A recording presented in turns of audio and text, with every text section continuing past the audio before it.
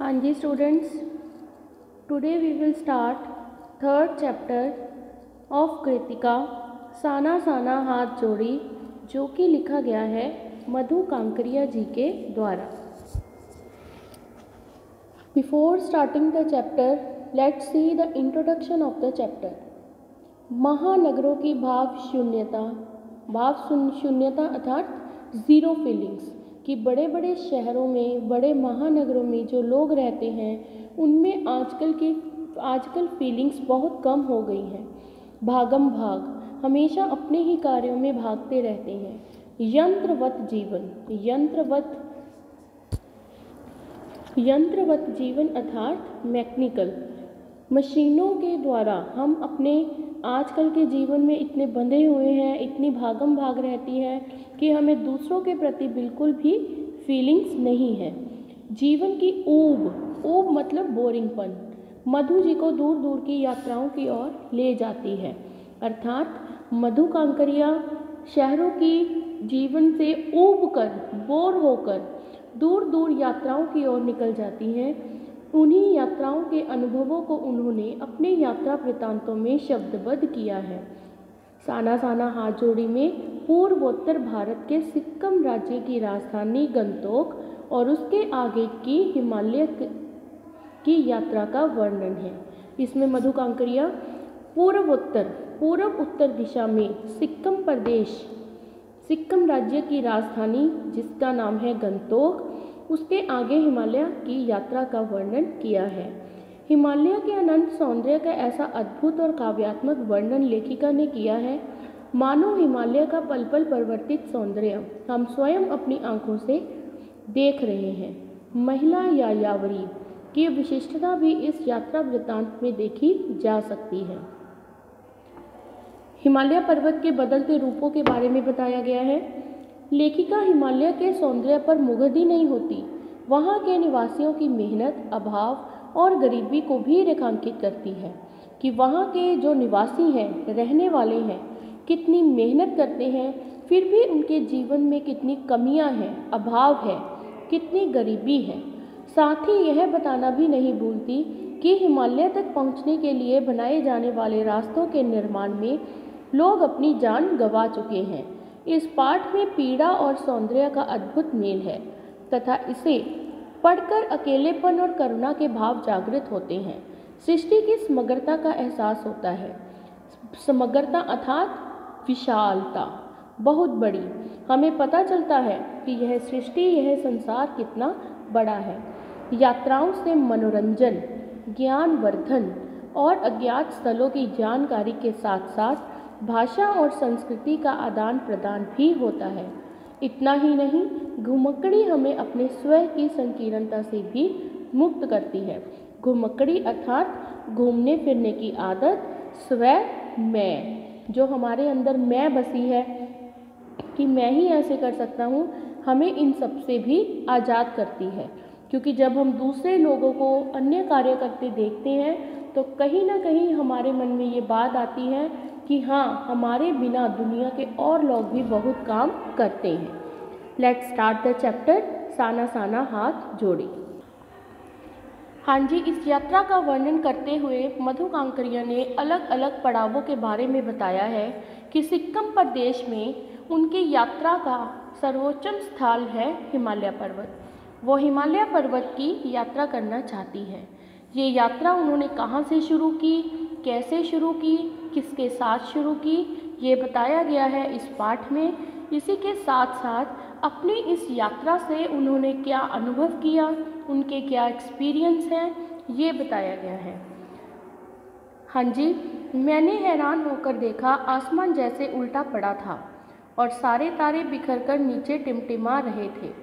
दूर ढलान लेती तराई पर सितारों के गुच्छे रोशनियों की झालर सी बना रहे थे।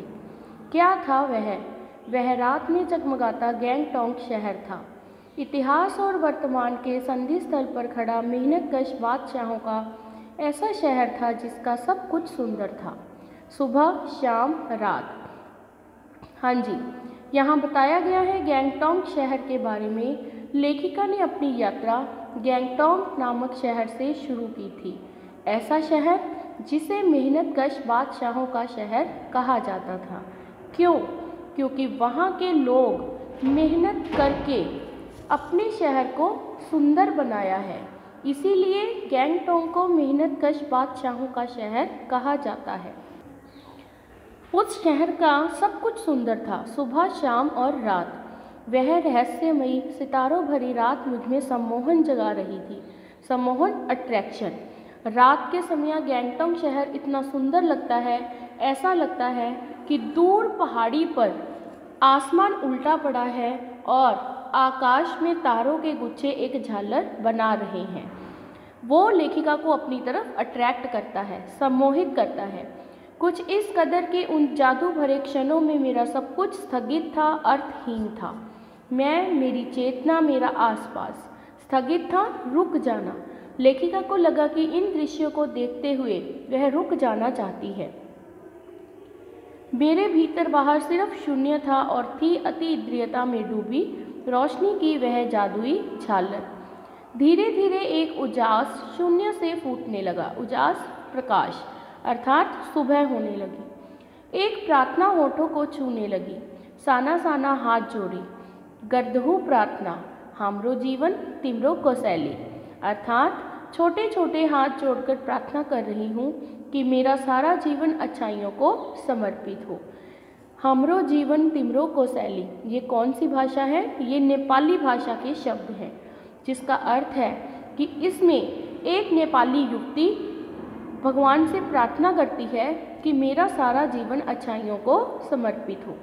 आज सुबह की प्रार्थना के ये बोल मैंने नेपाली युवती से सीखे थे।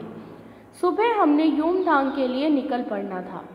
आँख खुलते ही मैं बालकनी की तरफ भागी। यहाँ के लोगों ने बताया था कि यदि मौसम साफ हो तो बालकनी से भी कंचनजंगा दिखाई देती है, हिमालय की तीसरी सबसे बड़ी चोटी कंचनजंगा। पर मौसम अच्छा होने के बावजूद आसमान हल्के हल्के बादलों से ढका था। हाँ जी, तो उन्होंने अपनी यात्रा शुरू की गैंगटॉक शहर से, जो कि उनकी यात्रा का पहला स्थान था। दूसरे नंबर पर उन्होंने जाना था यूमथांग। यूमथांग घाटियाँ हैं, यह कोई बस्ती नहीं, कोई शहर नहीं है। ऐसे ही हिमालय पर्वत की ओर जाते हुए किस प्रकार के रास्ते हैं, उन रास्तों को बोला गया है यूमथांग। यूमथांग की घाटियाँ हैं। तो किसी ने वहाँ उन्हें बताया कि अगर मौसम साफ हो तो यहीं से खड़े होकर हिमालय की तीसरी सबसे बड़ी चोटी कंचनजंगा दिखाई देती है। लेकिन हमेशा की तरह बादल हल्के हल्के बादलों से आकाश हल्के हल्के बादलों से ढका था। पिछले वर्ष की तरह इस बार भी बादलों के कपाट ठाकुर जी के कपाट की तरह बंद ही रहे, अर्थात आकाश से बादल नहीं हटे। ना ही कंचनजंगा दिखनी थी और ना ही दिखी, पर सामने ही रकम रकम के रंग बिरंगे इतने सारे फूल दिखाई दे, ऐसा लगा कि फूलों के बाग में आ गई। रकम रकम तरह तरह के फूल। हाँ जी, अब ये यात्रा उनकी जा रही है गैंगटॉक से यूमथांग की ओर। गैंगटॉक से 149 किलोमीटर की दूरी पर यूमथांग था। यूमथांग यानी घाटियाँ, सारे रास्ते हिमालय की गहनतम घाटियाँ, फूलों से लदी वादियाँ मिलेंगी आपको। ड्राइवर कम गाइड जितेन नार्गे मुझे बता रहा था, क्या वहाँ बर्फ़ मिलेगी? मैं बचकाने उत्साह से पूछने लगती हूँ, चलिए तो। हाँ जी, यूमथांग की तरफ जाते हुए उन्होंने क्या क्या देखा। जितेन नार्गे यहाँ पे एक नाम आया है, जो कि लेखिका का ड्राइवर भी है, उनकी गाड़ी भी चला रहा है और गाइड भी है, उन्हें हर जगह के लिए गाइड भी कर रहा है। लेखिका पूछती है क्या वहाँ बर्फ़ मिलेगी, तो जितेन कहता है आप आगे तो चलिए। अब जाते हुए उन्होंने क्या क्या देखा। जगह जगह गदराएं पाई और धूपी के खूबसूरत नुकीले पेड़ों का जायजा लेते हुए हम पहाड़ी रास्तों पर आगे बढ़ने लगे। क्या देखा?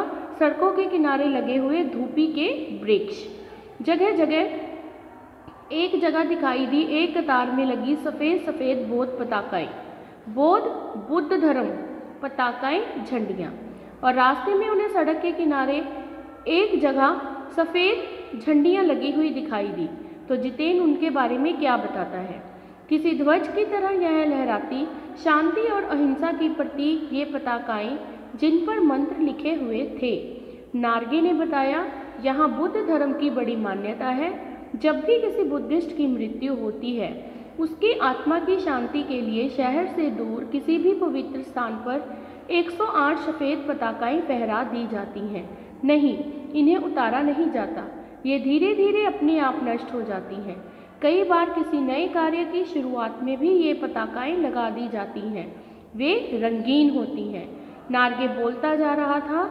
उसकी मेरी नज़र पड़ी उसकी जीप में लगी हुई दलाई लामा की तस्वीर पर टिकी हुई थी। कई दुकानों पर भी मैंने दलाई लामा की तस्वीर देखी थी। हाँ जी, बौद्ध पताकाओं के बारे में बताया। जीप में लगी दलाई लामा की तस्वीर। दलाई लामा वहाँ के गुरु हैं जिन्हें लोग पूजते हैं। हिचकोले खाती हमारी जीप थोड़ी और आगे बढ़ी। अपनी लुभावनी हंसी बिखेरते हुए जितेन बताने लगा, ये इस जगह का नाम है कवि लॉन्गस्टॉक। हाँ जी, उन रास्तों पर उन्होंने क्या देखा? कवि लॉन्गस्टॉक। वो एक जगह बनी हुई है, यहाँ पे एक पत्थर रखा हुआ है याद के रूप में। एक तो वहाँ गाइड फिल्म की शूटिंग हुई थी। तिब्बत के चीज खेबमसन ने लेप्चाओं के शोमेन के कुंजक तेन के साथ संधि पत्र पर यही हस्ताक्षर किए थे। एक पत्थर यहाँ स्मारक के रूप में भी है। लेप्चा और भुटिया सिक्किम की दोनों स्थानीय जातियों के बीच चले सुदीर्घ झगड़ों के बाद शांति वार्ता का शुरुआती स्थल। इसी जगह पर सिक्किम प्रदेश की दो जातियों के नाम थे लेप्चा और भुटिया। इन दोनों जातों में कई लंबे समय से झगड़ा चल रहा था और इसी स्थान पर इन्होंने अपना झगड़ा खत्म किया था और एक एग्रीमेंट साइन किया था, संधि पत्र एग्रीमेंट। उन्हीं रास्तों पर मैंने देखा एक कुटिया के भीतर घूमता हुआ चक्कर। यह क्या है? नार्गे कहने लगा, मैडम, ये धर्म चक्र है, प्रेयर व्हील। इसको घुमाने से सारे पाप धुल जाते हैं। हाँ जी, तो यहाँ पर बताया गया है कि सिक्किम के लोग किस धर्म को मानते हैं, बुद्ध धर्म को। किस प्रकार वो सड़कों के किनारे झंडियाँ लगाते हैं ताकि किसी बुद्धिस्ट के मरने के बाद उसकी आत्मा को शांति मिले। दलाई लामा को पूजते हैं और कुटिया में घूमते हुए प्रेयर व्हील को घुमाते हैं ताकि उनके सारे पाप धुल जाएं। चाहे मैदान हो या पहाड़, तमाम वैज्ञानिक प्रगतियों के बावजूद इस देश की आत्मा एक जैसी। लोगों की आस्थाएं, विश्वास, अंधविश्वास, पाप पुण्य की अवधारणाएं और कल्पनाएं एक जैसी। ये सब देखकर लेखिका को लगा कि चाहे पहाड़ी प्रदेश है चाहे मैदानी, लेकिन हर जगह लोगों के विश्वास, अंधविश्वास एक जैसे ही बने हुए हैं। आगे अब हिमालय पर्वत की तरफ जा रहे हैं तो किस प्रकार आगे क्या क्या देख रहे हैं। रफ्ता रफ्ता, धीरे धीरे, रफ्ता रफ्ता ऊंचाई की ओर बढ़ने लगे। बाजार, लोग, बस्तियां पीछे छूटने लगे। अब परिदृश्य से चलते चलते स्वेटर बुनती नेपाली युवतियां और पीठ पर भारी भरकम कार्टून ढोते बौने से दिखते बहादुर नेपाली ओझल हो रहे थे। ओझल होना, आंखों से दूर होना। अब नीचे देखने पर घाटियों में ताश के घरों की तरह पेड़ पौधों के बीच छोटे छोटे घर दिखाई दे रहे थे। हिमालय भी अब छोटी छोटी पहाड़ियों के रूप में नहीं वरन अपने विराट रूप और वैभव के साथ सामने आने वाला था। ना जाने कितने दशकों, यात्रियों, तीर्थयात्रियों का काम्य हिमालय, पल पल परिवर्तित हिमालय। जैसे जैसे ऊंचाई की तरफ जा रहे हैं, हिमालय पर्वत छोटी सी पहाड़ी के रूप में नहीं बल्कि बड़े से रूप में सामने आता जा रहा है, अपना रूप बदलता जा रहा है। देखते देखते रास्ते वीरान, संकरे और जलेबी की तरह घुमावदार होने लगे थे। संकरे कम चौड़े, सड़कों की चौड़ाई कम होती गई, घाटियाँ और गहरी होने लगी, रास्ते घुमावदार, घूमने वाले होने लगे। हिमालय बड़ा होते होते विशाल काय होने लगा, बहुत बड़ा पर्वत दिखने लगा। घटाएं गहराती गहराती पाताल नापने लगी। घाटियाँ जो थी वो इतनी गहरी हो गई, ऐसे लगा कि हम नीचे पाताल में देख रहे हैं। वादियाँ चौड़ी होने लगी, बीच बीच में करिश्मे की तरह रंग बिरंगे फूल शिद्दत से मुस्कुराने लगे, शिद्दत से, दिल से। उन भीमकाय पर्वतों के बीच और घाटियों के ऊपर बने संकरे कच्चे पक्के रास्तों से गुजरते हुए यूं लग रहा था जैसे हम किसी सघन हरियाली वाली गुफा के बीच हिचकोले खाते निकल रहे हों। लेखिका को लगा कि जैसे जैसे वो आगे बढ़ते हैं वो कैसे अनोखे रास्तों से आगे बढ़ रहे हैं। हाँ जी, जैसे जैसे ऊंचाई की तरफ जाते हैं इस बिखरी असीम सुंदरता का मन पर यह प्रभाव पड़ा कि सभी सैलानी झूम झूम कर गाने लगे, सुहाना सफ़र और ये मौसम हंसी। सभी यात्री जो लेखिका के साथ हैं, जीप में बैठे हैं, वो सब गीत गाते हुए जा रहे हैं। उन्होंने कौन सा गीत गाया? सुहाना सफ़र और ये मौसम हंसी। ऐसे में लेखिका क्या अनुभव कर रही है? मैं मौन थी जब सभी सैलानी झूम झूम कर गीत गा रहे थे। लेखिका कहती है कि मैं मौन थी, किसी ऋषि की तरह शांत थी। मैं चाहती थी इस सारे परिदृश्यों को अपने भीतर भर लूं, पर मेरे भीतर कुछ बूंद बूंद पिघलने लगा था। जीप की खिड़की से मुंडकी निकाल निकाल मैं कभी आसमान को छूते पर्वतों के शिखर देखती तो कभी ऊपर से दूध की धार की तरह झरझर गिरते जलप्रपातों को, तो कभी नीचे चीकने गुलाबी पत्थरों के बीच इठला कर बहती, इठला कर बहना गर्व के साथ बहना, चांदी की तरह कौंध मारती बनी ठनी तिस्ता नदी को। सिलीगुड़ी से ही यह नदी हमारे साथ थी, पर यहाँ उसका सौंदर्य प्रकाष्ठा पर था।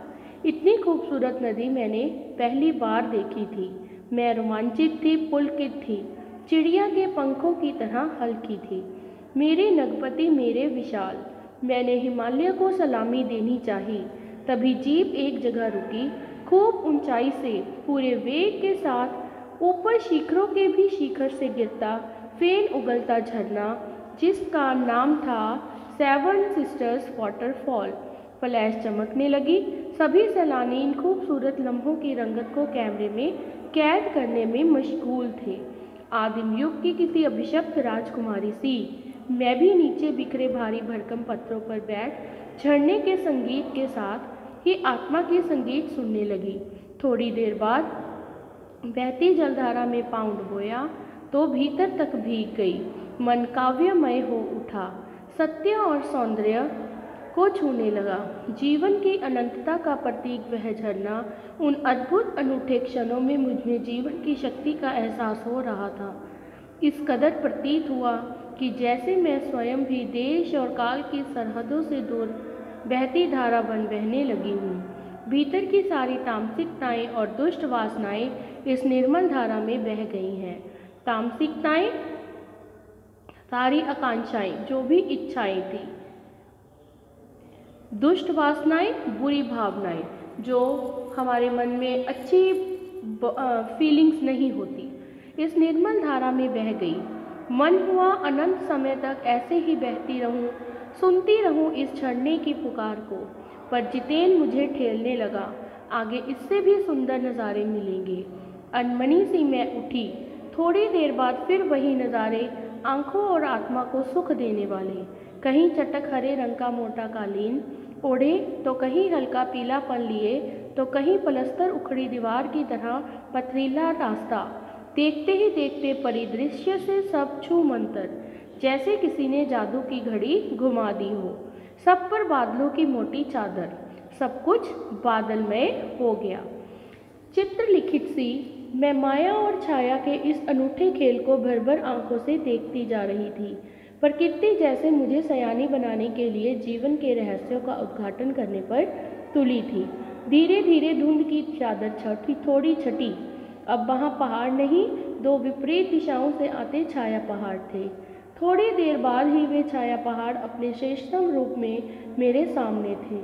जीप थोड़ी देर के लिए रुकवा दी गई। मैंने गर्दन घुमाई। सब और जैसे जन्नत बिखरी पड़ी थी। नजरों के छोर तक खूबसूरती ही खूबसूरती, अपने को निरंतर दे देने की अनुभूति कराते पर्वत, झरने, फूलों की घाटियाँ और वादियाँ के दुर्लभ नज़ारे। वहीं कहीं लिखा था थिक ग्रीन। आश्चर्य, पल भर में ब्रह्मांड में कितना कुछ घटित हो रहा था। सत प्रवाहमान झरने, नीचे वेग से बहती तिस्ता नदी, सामने उठती धुंध, ऊपर मंडराते आवारा बादल, मध्यम मध्यम हवा में हिलोरे लेते प्रियता और रोडोडेंड्रो के फूल, सब अपनी लय, तान और परवाह में बहते हुए। चरवे